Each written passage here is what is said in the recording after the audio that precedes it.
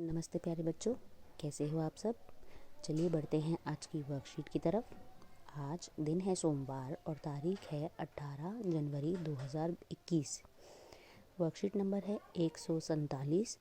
ये वर्कशीट सुनीता की पहिया कुर्सी पाठ से ली गई है। तो प्यारे बच्चों, आप सब कैसे हो। आशा है आपने छुट्टियों का भरपूर आनंद उठाया होगा। पिछली कार्यपत्रिका में हमने जाना कि सुनीता अपने सारे कार्य खुद करती थी और उसकी दिनचर्या के माध्यम से हमने क्रिया शब्दों को सीखा था। आइए बच्चों, हम इस पाठ में कुछ नया सीखते हैं। प्रश्न नंबर 1। यहाँ पर आपको एक चित्र दिया गया है और चित्र पर आधारित एक अनुच्छेद है और उसी अनुच्छेद पर आधारित कुछ प्रश्न दिए गए हैं। तो चलिए पहले अनुच्छेद पढ़ते हैं। उसने अपनी टांगों को हाथ से पकड़कर खींचा और उन्हें पलंग से नीचे की ओर लटकाया। फिर पलंग का सहारा लेती हुई अपनी पहिया कुर्सी तक बढ़ी। सुनीता चलने फिरने के लिए पहिया कुर्सी की मदद लेती है। आज वह सभी काम फुर्ती से निपटाना चाहती थी। हालांकि कपड़े बदलना, जूते पहनना आदि उसके लिए कठिन काम है, पर अपने रोज़ाना के काम करने के लिए उसने स्वयं को कई तरीके ढूंढ निकाले हैं। तो आप देख सकते हैं सुनीता पहिया कुर्सी की मदद से ही चलती है, इधर उधर जहाँ भी उसे काम होता है जाती है। अपने छोटे छोटे कामों के लिए उसने कई तरह के तरीके निकाले हुए हैं कि उसे काम कैसे करना है। तो चलिए बढ़ते हैं प्रश्न पर। पहला प्रश्न, सुनीता चलने फिरने के लिए किसकी मदद लेती थी। तो आपने पढ़ ही लिया है, सुनीता चलने फिरने के लिए पहिया कुर्सी की मदद लेती है। प्रश्न दूसरा, सुनीता के लिए कौन सा काम करना कठिन था। तो बताइए, इस पैराग्राफ में से आपने पढ़ा भी है कि कौन सा काम करना कठिन था। कपड़े बदलना, जूते पहनना आदि उसके लिए कठिन काम है। तीसरा प्रश्न, निम्नलिखित शब्दों के अर्थ अनुच्छेद में से ढूंढकर लिखिए।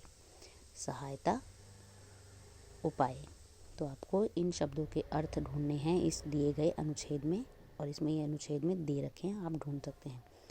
सहायता मतलब किसी की मदद करना, उपाय मतलब कोई आइडिया, कोई तरीका सोचना। प्रश्न 4, निम्नलिखित शब्दों के विलोम यानी कि उल्टे अर्थ वाले शब्द अनुच्छेद में से ढूंढकर लिखिए। तो सरल का उल्टा क्या होता है वो आपको यहाँ लिखना है। सरल का मतलब है आसान, तो आसान का उल्टा क्या है वो आप इस अनुच्छेद में से ढूंढकर लिखेंगे। ऐसे ही आलस, आलस का उल्टा आपको ढूंढना है। सुनीता की पहिया कुर्सी पाठ में आप सभी ने कुछ शब्दों को पढ़ा, जैसे जिंदगी, फरीदा, बाजार आदि। इन सभी शब्दों में किसी एक वर्ण के नीचे बिंदी का प्रयोग हुआ है। बिंदी आप देख सकते हैं, जिंदगी में ज के नीचे है, फरीदा में फ के नीचे, बाजार में ज के नीचे।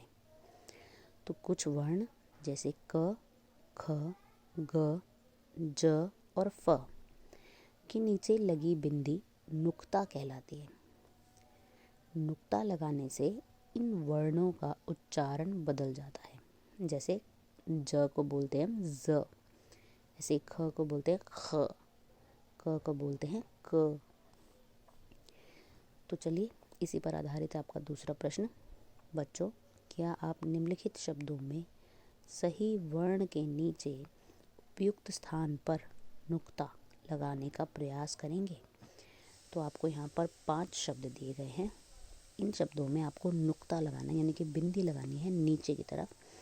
तो आपको सही वर्ण चुनना है और उस पर बिंदी लगाइए। जैसे फकीर में फ, ज़मीन में ज। बाकी आप अपने आप करेंगे। प्रश्न नंबर 3, शब्दों में नुक्ता लगाने से उनका अर्थ बदल जाता है। जैसे राज और राज। राज का अर्थ है शासन करना और राज का अर्थ है रहस्य। कुछ ऐसे ही शब्द नीचे दिए गए हैं। इन शब्दों को इनके अर्थ के अनुसार वाक्य में प्रयोग कीजिए। आपको शब्द दिया है ज़रा।